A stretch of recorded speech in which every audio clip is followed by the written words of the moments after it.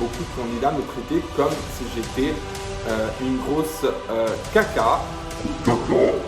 Es-tu en bon terme avec Virginie? Alors, pas du tout. Pas du tout. Je suis pas un robot, je suis une machine à punchline. Ma voix poussée, Lily vers Simon. Salut à tous et bienvenue dans ma deuxième vidéo YouTube. Il y a quelques jours sur Instagram, je vous avais annoncé que je voulais faire une question-réponse, un FAQ pour cette deuxième vidéo. Et du coup, j'ai fait un question-réponse sur Instagram. J'ai screené sur ma tablette les meilleures questions. Et du coup, je vais essayer d'y répondre avec beaucoup de sincérité.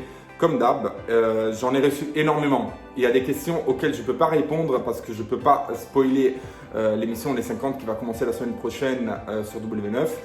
Du coup, certaines questions, je vais y répondre une fois que l'émission sera diffusée. Mais il y a quand même beaucoup de questions intéressantes que j'ai reçues. Et du coup, let's go!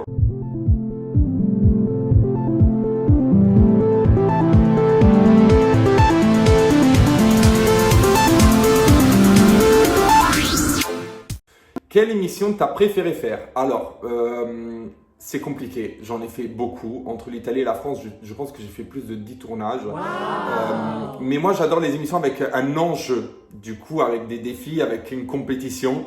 Et je vais faire un classement, un top 3. En top 3, je mets Numéro 3. La bataille des couples. Je suis arrivé en finale.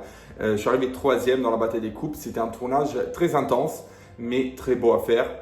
Et du coup, je le mets en 3e position. En 2e position, je vais mettre les apprentis aventuriers. Pourquoi? Parce que c'est un tournage hyper compliqué. Tu dors pas, tu manges pas. C'est très tendu parce que quand tu n'as pas de bouffe, quand tu manges pas, quand tu n'es pas dans le confort, c'est vrai que tous les vraies personnalités des gens ressortent et même les mauvais côtés des gens ressortent. Mais c'est vrai que je pense que c'est une expérience de vie qu'il faut vivre une fois dans la vie.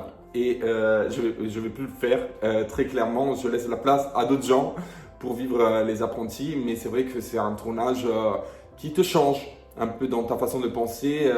Une fois que tu vis la fin, la vraie fin, tu gaspilles plus la bouffe, tu jettes pas la nourriture.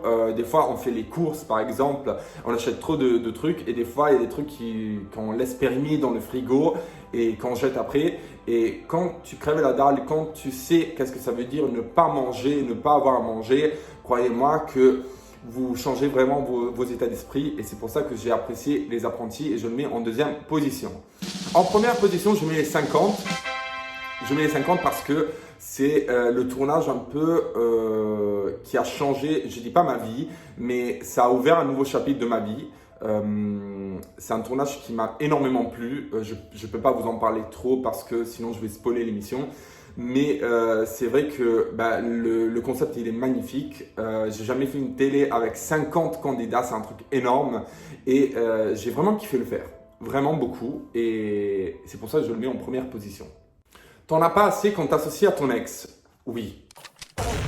C'est vrai que pas tout le monde le fait, mais le 80% des gens m'associent à mon ex parce qu'on a fait beaucoup de tournages ensemble.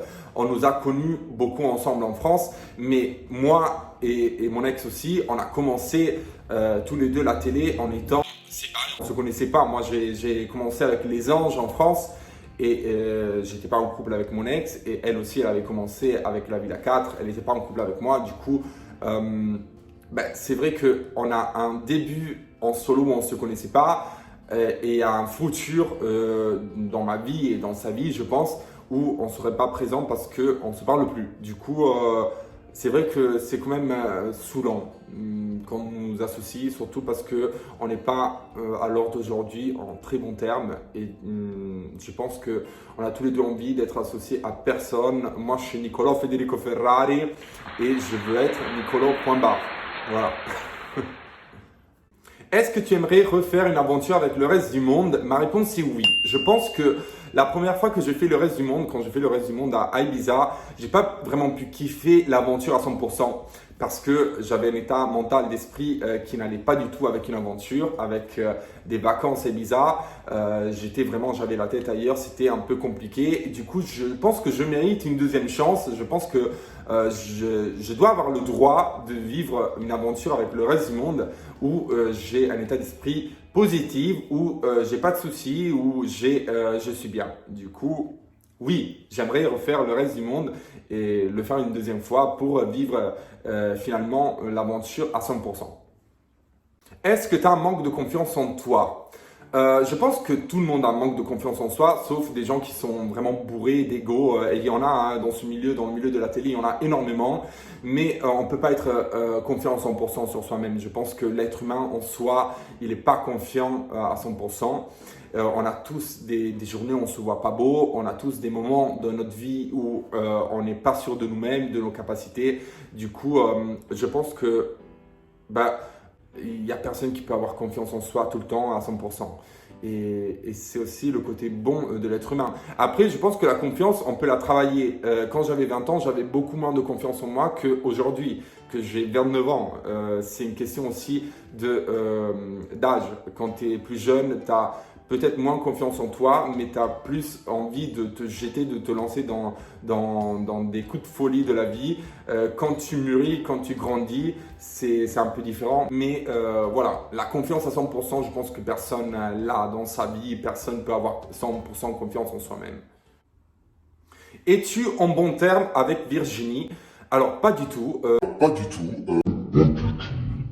À cause de ma première vidéo YouTube, elle a fait un caca nerveux. Et à cause de ça, elle m'a bloqué sur les réseaux. C'est vrai qu'on n'était pas vraiment en mauvais termes, mais même pas en bon terme. On se côtoyait plus depuis un moment. Mais voilà, ma vidéo YouTube, elle a fait en sorte qu'elle me bloque sur Instagram. Et du coup, je pense qu'elle est un petit peu vénère. Je suis dégoûté parce que j'ai lu aussi des commentaires que j'ai reçus sous ma vidéo YouTube que j'ai postée. Il y a beaucoup d'insultes vis-à-vis d'elle. J'estime que les insultes sur les réseaux, c'est quelque chose de mauvais. C'est pas bien d'insulter quelqu'un et du coup, arrêtez de l'insulter. Personne mérite des insultes. Elle a tué personne. Et voilà quoi. Après, elle m'a reproché de se faire insulter à cause de ma vidéo. Ça, non. J'estime que elle reçoit des insultes à cause de ce qui s'est passé dans le reste du monde, mais ce n'est pas été dû à cause de moi, de ma vidéo. Elle a tout simplement été critiquée par rapport au tournage du reste du monde et ça ne me regarde pas. Après, voilà, arrêtez de la critiquer. Personne ne mérite de se faire insulter. C'est quand même compliqué de recevoir des insultes, croyez-moi. Moi, j'ai la chance que je ne reçois pas beaucoup d'insultes, mais quand j'ai commencé la télé en Italie, ma toute première télé, j'ai été massacré d'insultes parce que c'était une télé un peu particulière. Je vais vous en parler dans une autre vidéo YouTube à part. Je vais faire une vidéo sur mes débuts de télé en Italie pour vous expliquer un peu comment j'ai commencé la télé, etc. Mais c'est vrai que quand j'ai commencé ma première télé, je me faisais massacrer et j'étais pas prêt. Et psychologiquement, c'est vrai que c'est très dur quand même. Et du coup, sachez que c'est vrai que c'est nous, quand on décide de se montrer à la télé, du coup, on doit être prêt à tout, on doit être prêt à recevoir aussi des critiques. Mais des fois, il y a des insultes qui dépassent un peu la critique gentille, entre guillemets. Et c'est pas cool du tout.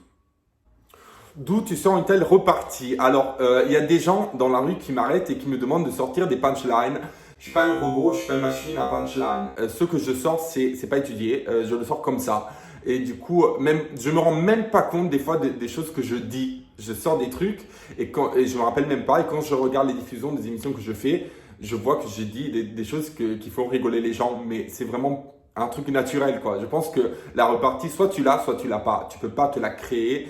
Et je sais pas, j'ai reparti, mais même en italien, j'ai toujours eu une énorme repartie. Ça fait partie un peu de moi. Et ça me plaît le fait que ça vous plaise. Pourquoi tu t'es pas mis en couple avec Marwa et Shani? Déjà, j'avais pas la tête pour me mettre en couple. J'estime que on peut faire une télé sans se mettre en couple. On n'est pas obligé tout le temps de se mettre en couple avec une personne pour être intéressant, on a aussi un caractère, une personnalité qui peut ressortir sans se mettre en couple. De deux, Marwa était en couple avec Théo et c'est mon ami. Du coup, je ne suis pas quelqu'un qui se met en couple avec des gens qui sont en couple ou qui essaient de draguer une personne qui est en couple.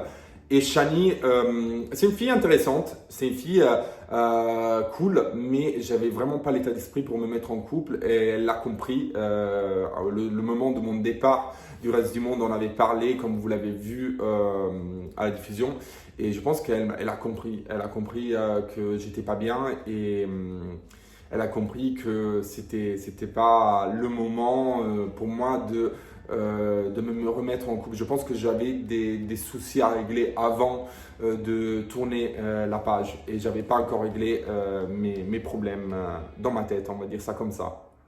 Est-ce que tu comptes faire d'autres télés après le reste du monde? Alors déjà, il y a les 50 que j'ai fait cet été qui va être diffusé la semaine prochaine. Et après, si on me propose d'autres choses, moi je suis pour. Pour moi, les tournages, c'est amusant. Tu vis des expériences de malade, tu voyages, tu connais des gens. C'est cool quoi. Du coup, si on me propose d'autres choses, moi je suis pour et voilà, je suis partant. Ton ressenti, débrief sur ta première émission et maintenant ta dernière. Alors, je ne vais pas vous faire un ressenti par rapport à ma première émission en Italie. J'ai envie de faire une vidéo où je vous parle de mes débuts dans la télé en Italie. Je vais vous mettre des extraits, ça va être drôle. Je vais vous faire une comparaison entre ma première télé en France, du coup Les Anges, et ma dernière télé Les 50. Il faut savoir que quand je suis arrivé dans Les Anges, j'étais pas connu en France. J'avais déjà fait de la télé en Italie, mais j'étais un anonyme en France. Et je me rappelle que les candidats, pas tous les candidats, mais beaucoup de candidats me traitaient comme si j'étais une grosse caca. Une grosse...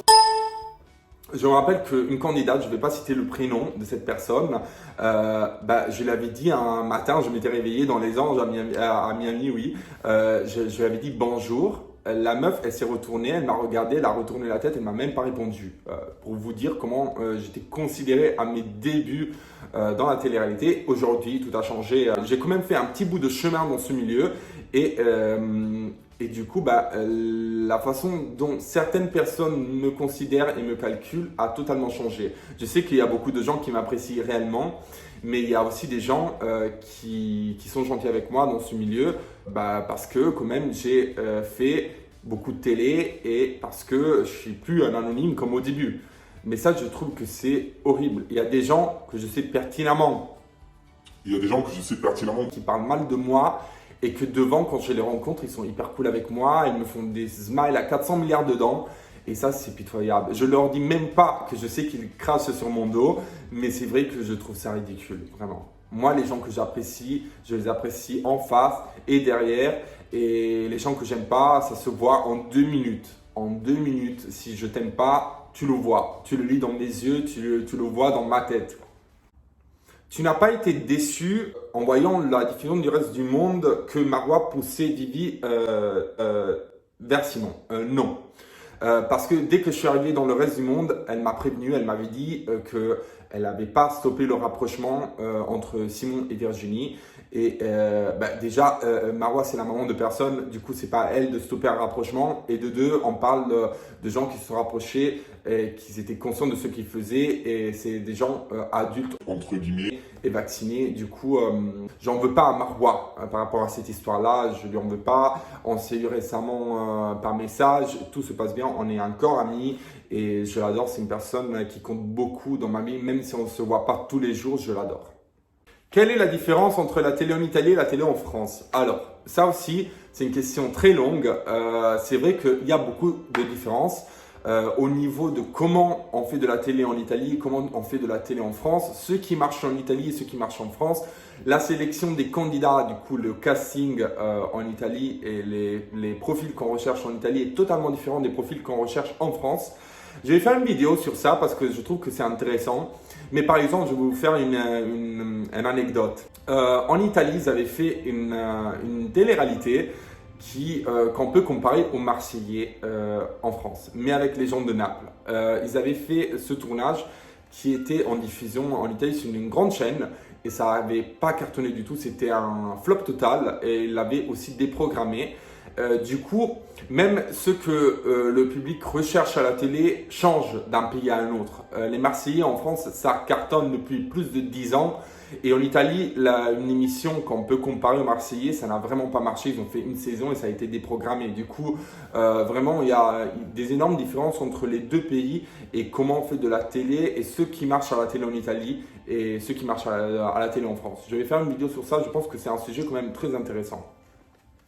Est-ce qu'il y a eu beaucoup de trahison dans les 50? Énormément. Je ne vais pas vous dire plus parce que sinon, toujours c'est le même discours, je vais vous spoiler l'émission et c'est pas cool. Mais il y a eu énormément de trahison. C'est une émission de stratégie, c'est une émission où tu dois manipuler les gens, faire voilà, entre guillemets des complots. C'est une émission où tu dois faire marcher le cerveau. Et du coup, oui, il y a eu énormément de trahison, des moments surprenants, des coups de théâtre. Et c'est pour ça que vous allez vraiment le kiffer, je pense. Moi, j'ai hâte de regarder la diff. Je ne regarde pas la diff de toutes les émissions que je fais, mais les 50, je vais le regarder parce que j'ai envie de voir vraiment tout ce qui s'est passé, même quand j'étais pas là. Par exemple, quand tu es en tournage, tu sais ce qui se passe en face de toi parce que tu es présent. Mais tu ne sais pas les gens, qu'est-ce qu'ils disent de toi en ITV ou ceux qui disent de toi dans une autre pièce. Et du coup, j'ai vraiment envie de regarder la diff pour voir qui m'a trahi et qui m'a pas trahi. Qui a été fidèle et qui n'a pas été fidèle. Comment se sont passées tes vacances? J'ai fait des très belles vacances. J'étais en Grèce 10 jours avec mes amis. C'était une vacance un peu compliquée, je ne vais pas vous en dire plus, il se sont passées énormément de choses. Du coup, c'est vrai que je n'ai pas kiffé à 100%. Mais après, je suis parti dans le sud de la France et là, j'ai vécu vraiment des vacances de ouf. J'ai vécu un anniversaire de malade. Je pense que ça a été cette année un des meilleurs anniversaires de ma vie et je suis trop content, vraiment. Ça a été une été ultra cool. Je vais m'arrêter là. Je pense que pour un premier FAQ, j'ai quand même répondu à beaucoup de questions. Et je vous attends dans une prochaine vidéo. Je ne sais pas qu'est-ce que je vais faire comme troisième vidéo. J'y réfléchis, j'y pense, je cogite. Mais en tout cas, merci d'avoir suivi la vidéo jusqu'à là. Si vous voulez vous inscrire à ma chaîne et si vous voulez commenter, ça me fait plaisir. Mettez un like à la vidéo et on se revoit dans une prochaine vidéo.